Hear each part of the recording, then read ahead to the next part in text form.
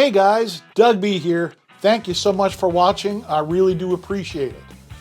Well, last week I showed you the 8 new commands that we got on the Tone Master Pro to control the Studio Pro 8 DAW. I showed you how 5 of those new commands worked. They're click, return 0, stop, play, and record. We still have 3 other commands to go over: pre-roll, punch in, and loop.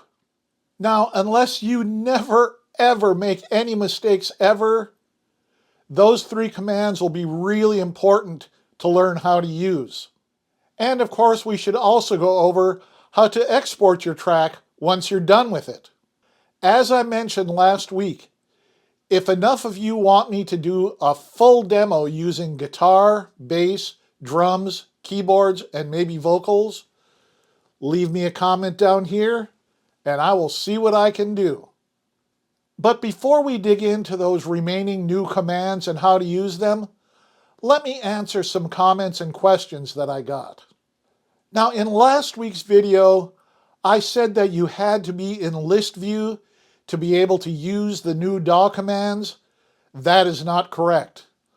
I don't know what happened to me when I was doing that, but I wasn't able to get it to work then, but it works just fine now. So you can use the new commands in list view and preset view. At Dixon Studios asked, will the Tone Master Pro still control Studio Pro 8 if the Tone Master Pro is not selected as the recording device? I am happy to report that the answer is yes. You can have another recording device selected and the Tone Master Pro still can control the DAW. The only thing is, remember to have the Tone Master Pro connected to your computer with a USB cable. At Quovatus88 has a lot of questions. Let's go over them one by one. 1. When you are finished recording your guitar playing, you did not press stop right away. Were you making a song or a loop? If a loop, would you have to stop on the end of the measure?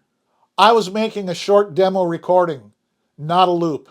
And yes, if I was making a loop, I would have to stop at the end of the measure. Otherwise, there'd be a gap every time that loop was repeated. 2. To play lead to the rhythm track would be a good example. What about adding drums?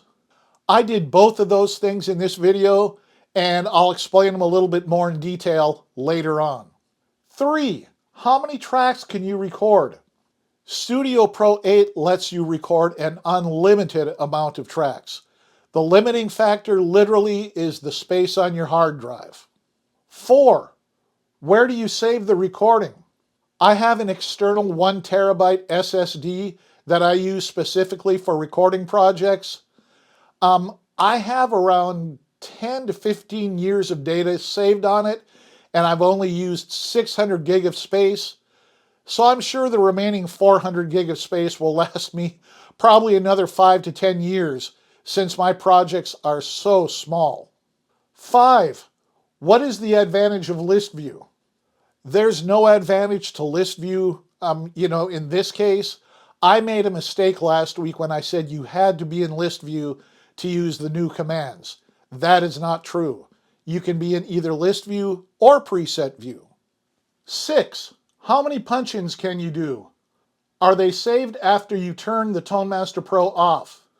There is essentially no limit to the number of punch-ins that you can do. You can have like hundreds of punch-ins with no problems at all. Now, they're not stored on your Tone Master Pro. They're stored on your hard drive. So turning the Tone Master Pro on or off does nothing at all to the punch-ins. 7. How much space does the Studio Pro take up on the hard drive? It uses around 40 gigabytes, but the nice thing is you do not have to have it on your internal hard drive on your computer. Like mine, I have it stored on one of my external SSDs. 8. How much RAM should you have to run the software? 16 gigabyte is recommended, although you could probably squeak by with 8. And if you're going to be having larger projects, 32 gigabyte is where I would go. 9. When you are recording, where are you looking? The computer screen, the Tone Master Pro screen, or the scribble strips? I'm actually looking at my hands. It's an old habit that refuses to die. 10. Would you choose to build loops live or have them recorded beforehand? How talented or practiced do you have to be to do live looping? Well, that all depends on the person. As for me, I've only done looping on my computer, and then I've moved the loops to a looping pedal to use for live performances. I have never ever tried live looping. That would scare me. Now, those are some excellent questions. Keep them coming, and I will do my best to answer them. Pre-roll, punch-in, and loop can all be considered tools that you can use to fix mistakes or change or add to existing ideas. Let's take a look at them one at a time, and then I'll demo them a bit later in this video. Briefly, pre-roll allows you to play a specified number of bars before recording begins. This is really useful for fixing mistakes, as you can play along with the pre-roll and then smoothly start recording over the part that has the mistake. Punch-in lets you specify exactly where you want to start and stop recording on an existing track. Loop lets you record multiple takes so you can pick whichever version you want to use in the finished track. I described all of the new Tone Master Pro commands for controlling Studio Pro 8 in last week's video. If you didn't get a chance to watch it, I'll post a link in the description. Speaking of last week's video, you might remember that I recorded a little minute-and-a-half one-track demo to show you how some of the new commands worked. Since then, I added a second rhythm guitar track, drums, and bass using only the tools and plugins in Studio Pro 8. Let me give you a brief run-through of how that went. It wasn't exactly easy because it was my first time doing this in Studio Pro 8, and obviously it works differently than Logic Pro. Adding the second rhythm guitar part, well, that was easy. Just turn on the click track and play along with my initial demo. Adding drums was a little bit of a challenge because I wanted to see if I could just figure it out without doing a bunch of research. When you add a track, you get options for audio, instrument, automation, and folder. I assumed that adding drums from the app would be MIDI loops playing sampled drums, so I chose instrument for that type of track. Wrong. Well, at least it was wrong for what I eventually used. I decided to use loops, and those are audio, so I had to change my track type to audio. On the right side of the screen there are choices for instruments, effects, loops, splice, files, cloud, and pool. Now I'm sure I'll learn all about that stuff eventually, but right now I'm just using instruments and loops. I haven't even really looked at effects yet because I use the effects in the Tone Master Pro for my guitar tracks. Anyway, I chose loops, rock, drums, acoustic, and used 085 Remember Drums Mix 4. You can audition the loops before adding them to your song. Underneath the loop name there are options for play, stop, loop, and metronome. Press the play button to hear what a loop sounds like. And you do that just like this.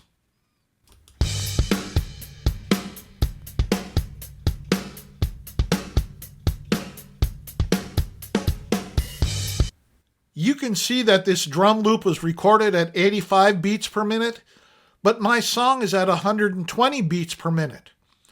Studio Pro 8 automatically adjusts the tempo of the drum loop to fit the song, and the drums don't sound like they've been sped up.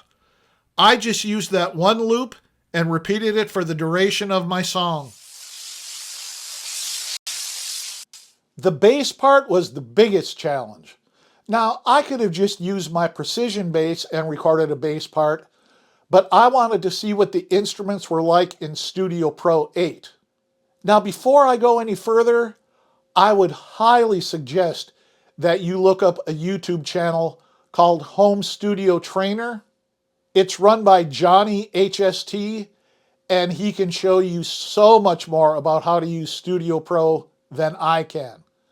I've actually been using some of his videos to help me with some of the problems that I've had. Another channel is Home Recording Made Easy, run by David Vignola. He does a lot of videos, and he also has courses that he sells for how to use various DAWs, including Studio Pro 8. I'll put up links for both channels in the description. Okay, back to the bass track.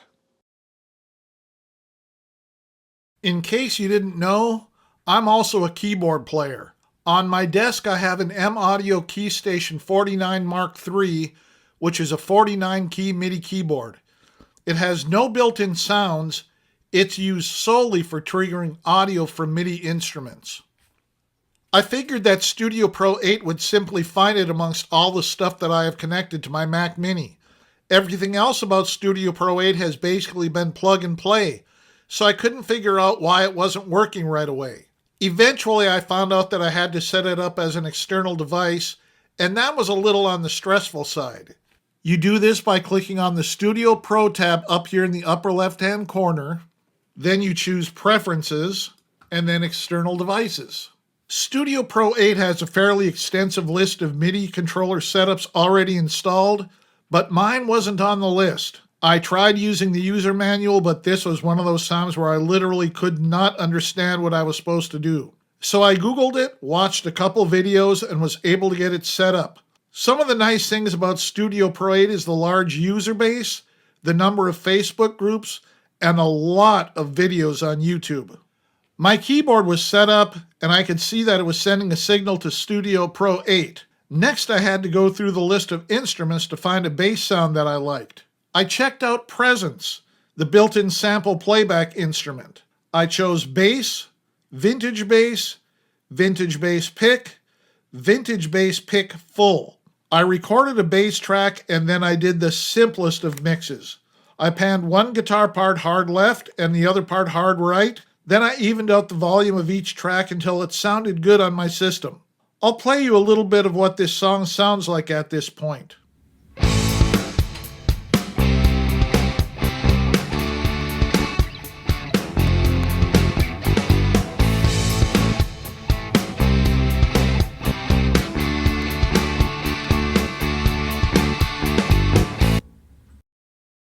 Okay, let me put down the lead track. First I've got to hit click,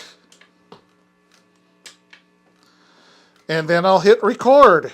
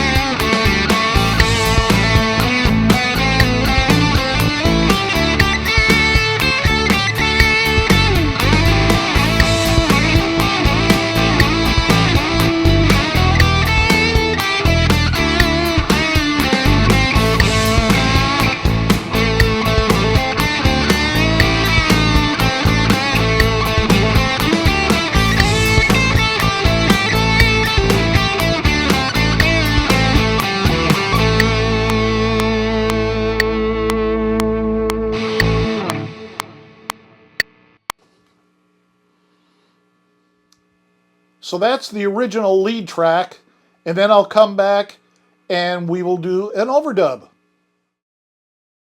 Now, I could probably live with that. I mean, it's just a little demo, right? But let's just say that I want to re-record the last minute or so of the solo. To do this, you'd want to choose how many bars that Studio 8 will play before it starts recording. Right now it defaults to 1 bar, so if you're good with that, hey, you're good to go. However, you found that you'd really prefer to use 2 bars for pre-roll. The first thing you have to do is open the record panel. You do that by clicking on the up arrow at the bottom left-hand section of the screen right next to the transport controls. Right here. A whole new panel opens up on the bottom of the screen.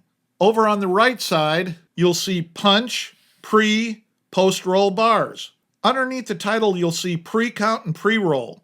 Pre-count has a 2 in the box next to it, and pre-roll has a 1 in the box next to it. That's the number of bars Studio Pro 8 will count off before recording. You can change the 1 in the pre-roll box to 2. Now you're ready to start recording. Set the playback cursor to the timeline position at which you wish to begin recording.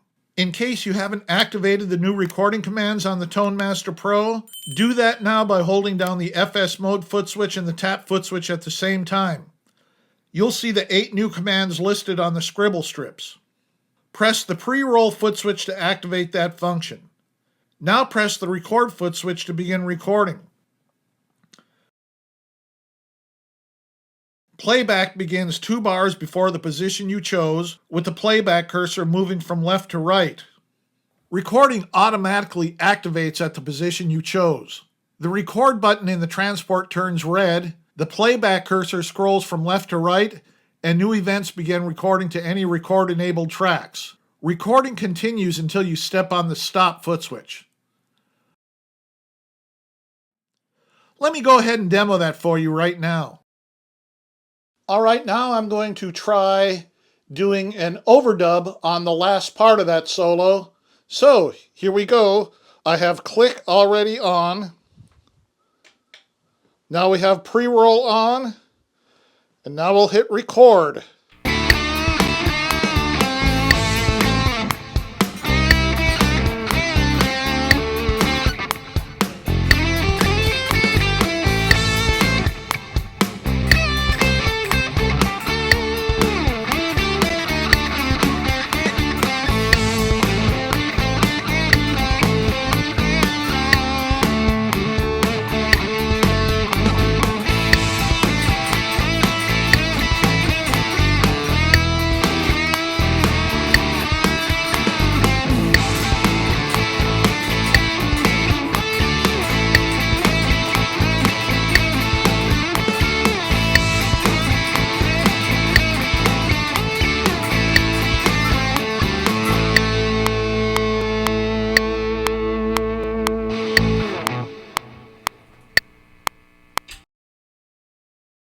I had planned on going over punch-in and loop in this recording, but I think it's going long enough. So next week we'll go over punch-in, loop recording, how to choose which overdub you want to use, and then how to export your final mix. And like I said last week, it takes a while to get the hang of this, so don't get discouraged. If you have any questions at all about how to use the Studio Pro 8 DAW, leave me a comment down here and I will try to get back to you as soon as I possibly can. And if the question is good enough, I'll put it in next week's video. Until then, stay warm. It is still really cold out there. And I will see you next Wednesday for part 3 of this tutorial.